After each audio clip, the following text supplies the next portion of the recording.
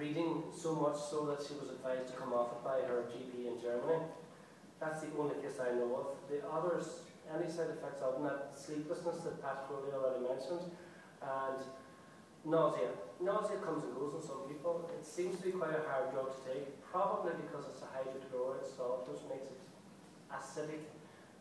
Acidic drugs tend to be less tolerated. They tend to make you feel like you have a cramp in your stomach. Anyone who's taken clarithromycin classes might relate to it. You know, you feel like you're hungry all the time and you have a slight cramp in your stomach. That's normally avoided by taking it with food. These are a list of the side effects from Martindale of naltrexone. They include all the side effects in general of opioid antagonists. Rash, there have been reports of respiratory, urinary, gastrointestinal infections, reduction of resistance to infections at the higher doses. A lot of these side effects may be attributed to the individuals who will be taking the drug. Remember, this drug is licensed for use in drug addicts and alcohol abusers. I think a lot of the side effects could well be withdrawal syndrome and related to the condition themselves. Most of these side effects weren't seen, except for the liver ones, in the placebo people who took it during the double-blind trials when the drug was coming on the market. Nonetheless, it's worth knowing. The liver is the big one.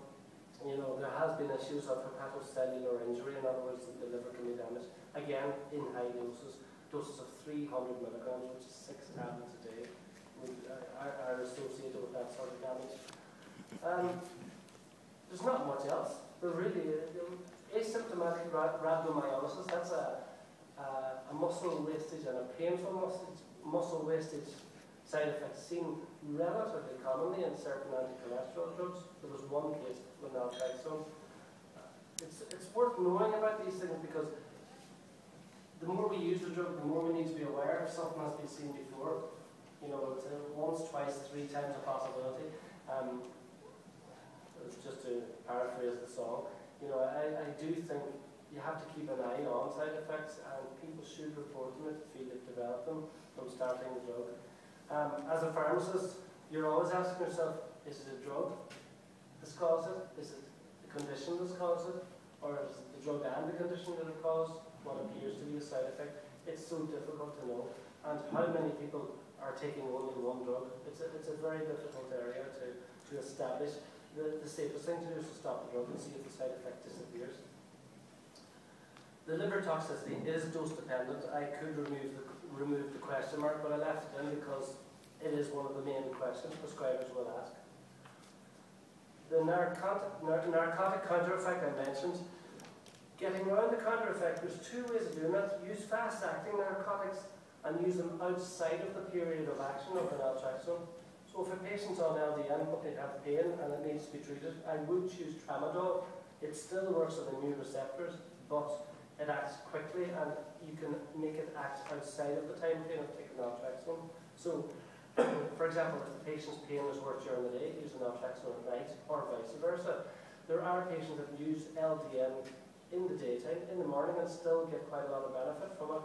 I was quite surprised at that because I thought it had to be given at night for the opioid endorphin reaction to kick in.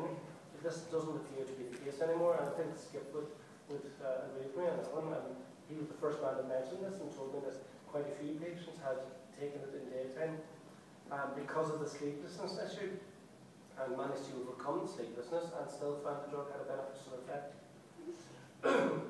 This slide should have been above the other side. The side effects I've already mentioned. LDN use up to present, the research has been very slow. Naltrexone research, naloxone research, it's coming out of the States. Most of it sponsored by either the universities themselves or the NIH. The reason? There is no money, and you don't need to tell anyone that in this country. I think only the Greeks are looking up from below at this stage. The rest of us are looking way up there at the rest of the world, saying, will we ever get back there? There's no money, there's no free money available, and there's no potential really for profit in this drug. Although you could reformulate it and get it relicensed for a new condition that would cost somewhere in the region of $3 billion to do that. There's a large spread of usage of the drug. In other words, it's been used for numerous conditions. There are a lot of conditions this drug has been used in. Does that sound spurious or ridiculous? Is that another indication that it could simply be placebo? I'd say yes, it's an indication it could be placebo, but remember that Steroids are used for a wide myriad of conditions. Steroids are used all over the place, and certainly their side effect profile would be a lot worse than that for naltrexone. Naltrexone is still classed as an alternative medicine, which I don't believe it is, but for some reason it is. I think that's because it's a cheap alternative. That's the simple answer. It gives people hope who have been given no hope by their prescriber or the current drugs they're on. Interesting enough, the treatment of choice in multiple sclerosis on the first occurrence of relapsing remission, now, it was a French professor that spoke about this last week, forget his name, very interesting man, has done his homework. Number one treatment in his view is mitoxantrone immediately combined with interferon or glitarimer, which is Copaxone, which is a chemotherapeutic unit combined with an immunomodulator. He said if you can attack the relapse at its first occurrence and push out the recurrence of the next relapse, that the progression of disease will be severely reduced, will be dramatically reduced. So he's saying use two of the oldest drugs and the most offensive drugs to the body are the most effective. It scared me in one way, but it's nice to see that the research has been done and there was a very, very definite improvement shown from the patients who were treated in this way. Nonetheless, it's scary because mitoxantrone is no simple drug or no safe drug. It's a chemotherapeutic agent. Now it's a chemo drug that was used originally for treatment of cancers, particularly, if I remember right, it was a prostate cancer drug. So if we can push out the remission rate, and he said this is key, if you can push out the gap between each relapse, it pushes up the chances of someone having a completely healthy lifestyle up until the condition burns itself out. This is very important. I think the direction is changing. I think that's fine. I mean, what those drugs are doing are sticking their foot on the head of the illness and trying to stop it moving. I think the new treatments are basically stopping the illness progressing at all, or stopping the symptoms progressing by altering the proliferation of the new oligodendrocytes, which are the cells basically that try and form myelin. Myelin reforms, even in MS patients, myelin tries to reform, it's always trying to rebuild itself, but the problem is it's chaotic. When MS eventually burns out, and it usually does after about 20 years, they've discovered that the proliferation of the cells becomes more controlled. Why is that, is the question being asked now. And there's three researchers working on it in Galway at the minute. I'm delighted to say one of them happens to be an old classmate of mine from college, she's biochemistry, and we ran into each other at the conference, so they've asked me to come in and talk about this with them. I would love to get involved in their research and try and contribute.